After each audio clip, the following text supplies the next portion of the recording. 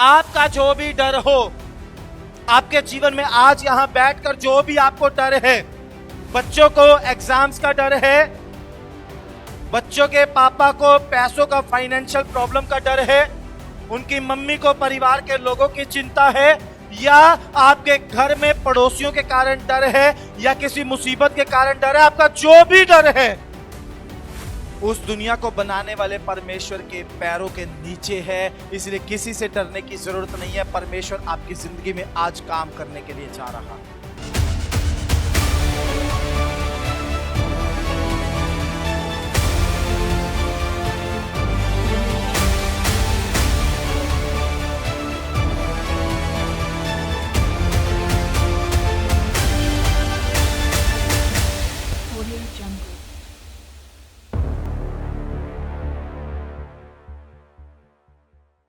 सबको जय मसीह की।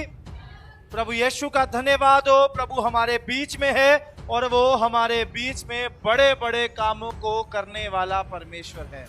हमारे जीवन में जब तक हम जिंदा हैं, इस शरीर में हैं, बहुत बार शैतान ऐसी कोशिश करता है, करता रहेगा कि हम मुसीबत में पड़ जाएं, परेशानी में फंस जाएं, दुख हमारे ऊपर आए, बीमारियां आ जाएं, तरह तरह की समस्याओं में हम फंसे रहें। लेकिन धन्यवाद हो उस सच्चे और जिंदा परमेश्वर का जो हमारी प्रार्थनाओं को सुनता और हमें इन हालातों से बाहर निकालता। वो बोलता है, मत डर, मैं तेरे संग हूं, इधर उधर मत ताक, मैं तेरा परमेश्वर। हर डर के समय में, हर चिंता के समय में, हर दुख के समय में अपने परमेश्वर पर भरोसा रखना है और उसको पुकारना है। बहुत सारे लोगों के जीवन में एक सबसे बड़ी कमजोरी ये है, जब मुसीबत आती है तो परमेश्वर उनको याद नहीं आता। उनको लोग याद आ जाते हैं, उनको डॉक्टर याद आ जाता है, उनको कोई जब पैसे की जरूरत होगी कोई फाइनेंसर याद आ जाएगा, कोई अपना अमीर दोस्त रिश्तेदार याद आ जाएगा, परमेश्वर याद नहीं आएगा। यहां हम मुसीबत में फंसे रह जाते हैं। मैं आपको बोलना चाहता हूं, आप संकट के समय परमेश्वर को जरूर पुकारें। परमेश्वर बोलता है, वह मुझे पुकारे, मैं उसकी सुनूंगा, संकट में मैं उसके संग रहूंगा और मैं उसको छुड़ाकर उसकी महिमा को बढ़ाऊंगा।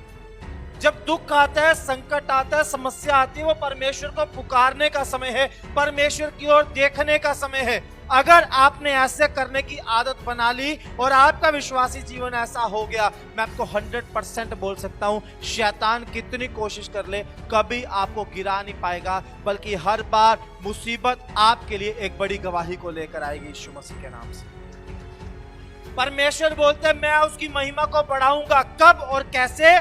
जब संकट आएगा, वो मुझे पुकारेगा, मैं उसको छुड़ाऊंगा और मैं उसकी महिमा को बढ़ाऊंगा। इसका मतलब, बीमारी आई, आपने परमेश्वर को पुकारा, आपने प्रार्थना की, प्रभु ने आपको चंगा किया, तो क्या बन गया? गवाही बन गई। उसकी महिमा आपके जीवन में प्रकट हो गई। आप किसी दुख में आ गए, किसी समस्या में आ गए, शैतान ने आपको किसी परीक्षा में डाल दिया, आपने परमेश्वर को पुकारा, जब परमेश्वर ने आपको उससे छुड़ाया, आपको परमेश्वर ने उससे भी ऊंचे स्थान पर बिठा दिया। अब देखो, अब यूसुफ के जीवन के बारे में देखो 1 मिनट में। यूसुफ को दर्शन मिला, प्रधानमंत्री बनेगा, बहुत बड़ा व्यक्ति बनेगा। जैसे ही दर्शन मिला, उसके जीवन में मुसीबत शुरू होगी। अब वो मुसीबतें उसको परमेश्वर के दर्शन से दूर नहीं कर रही।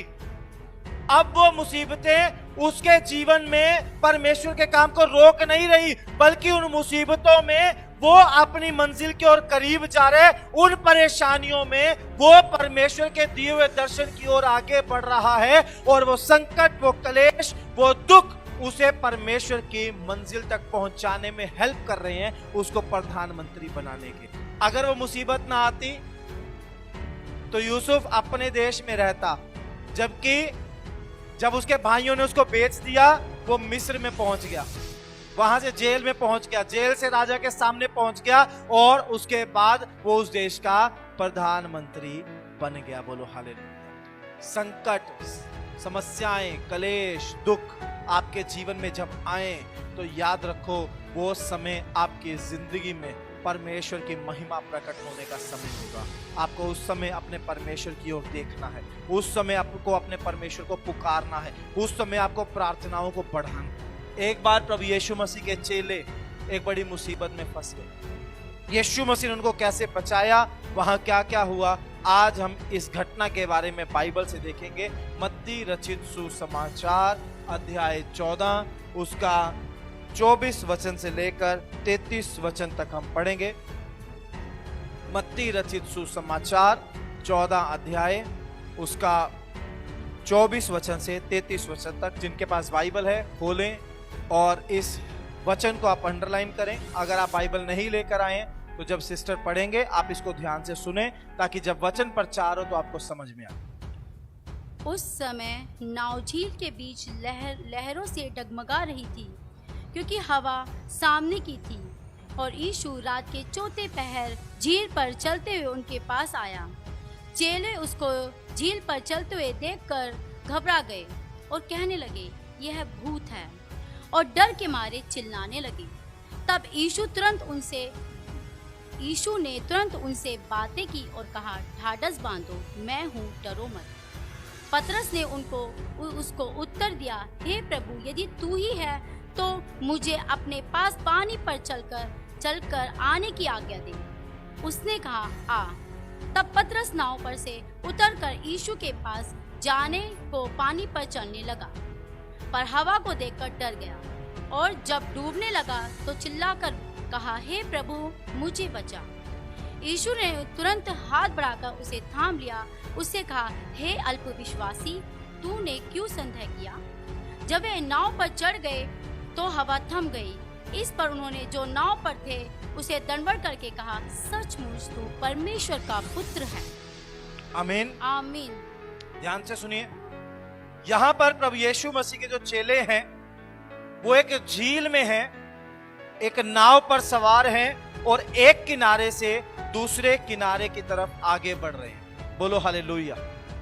एक सफर में है चेले, झील के एक किनारे से दूसरे किनारे की तरफ जा रहे हैं, और समय रात का है। और रात के समय जब वो ऐसा कर रहे हैं, अचानक से झील में तूफान आ गया और हवा उनके खिलाफ हो गई, या दूसरे शब्दों में बोले हवा सामने की थी। वो जिस डायरेक्शन में वो आगे बढ़ रहे हैं, हवा उनको रोक रही है। और ये इस समय हुआ जब यीशु मसीह उस नाव में उनके साथ मौजूद नहीं है। ध्यान से सुनो परिस्थिति, रात का समय है, हवा उनके खिलाफ है, झील में बड़ा तूफान है और उनकी नाव लहरों से डगमगा रही है। एक बहुत बड़ी मुसीबत में चेले फंसे हुए हैं और परेशानी ने उनको घेरा हुआ है, और टाइम ऐसा है कि उनकी मदद करने के लिए कोई दूसरा वहां पर नहीं है। अब आप अपने जीवन के बारे में सोचो। आपके जीवन में भी हो सकता है आज ऐसा समय हो जिसमें परिस्थितियां आपके खिलाफ हो और आप आगे नहीं बढ़ पा रहे हो। आपकी जिंदगी की जो नाव है वो डगमगा रही हो और आपके आसपास कोई आपकी मदद करने वाला इस समय ना हो। जो मुसीबत, जो परेशानी आपके जीवन में है, उसमें कोई इंसान आपकी हेल्प नहीं कर सकता। ऐसा हो सकता है आप इस परिस्थिति में हो। कोई ऐसी बीमारी हो जिसका डॉक्टर ने बोला कोई इलाज नहीं है। कोई ऐसा व्यक्ति आपके घर का हो जिसको बदलने के लिए हर कोशिश हो चुकी है पर वो बदल नहीं रहा। आप इतने बड़े कर्ज में हैं कि उस कर्ज से निकलने का कोई रास्ता आपको दिखाई नहीं दे रहा। कोई भी ऐसी मुसीबत हो जिसमें आप फंसे हुए हैं, चारों तरफ अंधेरा है और आपको उससे बाहर निकलने का रास्ता नहीं मिल रहा, ऐसी ही परिस्थिति में उस रात चेले थे। और जब चेले ऐसी मुसीबत में थे, वहां लिखा है यीशु मसीह पानी पर चलकर उनके पास आए।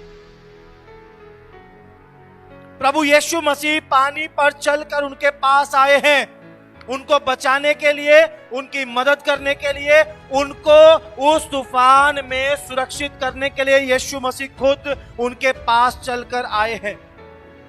अब यीशु मसीह चाहते तो एक दूसरी नाव लेकर आते, यीशु मसीह चाहते परमेश्वर सीधा नाव में प्रकट हो जाते, लेकिन प्रभु यीशु मसीह पानी पर ही चलकर उनके पास क्यों आए हैं?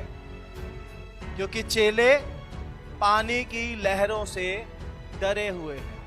लहरें बहुत तेज हैं, बहुत ऊंची लहरें हैं। चेलों को लग रहा है नाव पलट जाएगी, हम डूबकर खत्म हो जाएंगे। और प्रभु यीशु मसीह उन ऊंची ऊंची लहरों पर चलते हुए चेलों के सामने आकर खड़े हो गए, ये दिखाने के लिए कि जो तुम्हारा डर है वो मेरे पैरों के नीचे है, इसलिए डरो मत, घबराओ मत, मैं तुम्हारे साथ हूं। बाइबल के अंदर 300 से ज्यादा बार इस बात को परमेश्वर ने बोला, मत डर, डरने की जरूरत नहीं है।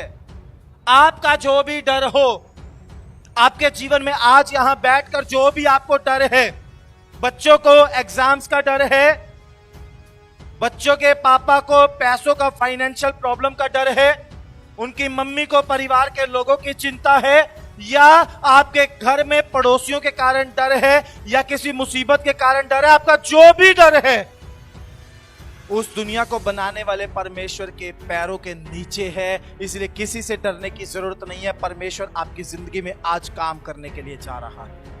आमीन। अगर आप भी अपने जीवन में ऐसे चमत्कार देखना चाहते हैं तो आप आ सकते हैं लिविंग ग्रेस चर्च दिल्ली में, जो एड्रेस आपको अपनी स्क्रीन पर शो हो रहा है। इस एड्रेस पर आपको आना है। अधिक जानकारी के लिए आप दिए गए नंबर पर संपर्क कर सकते हैं।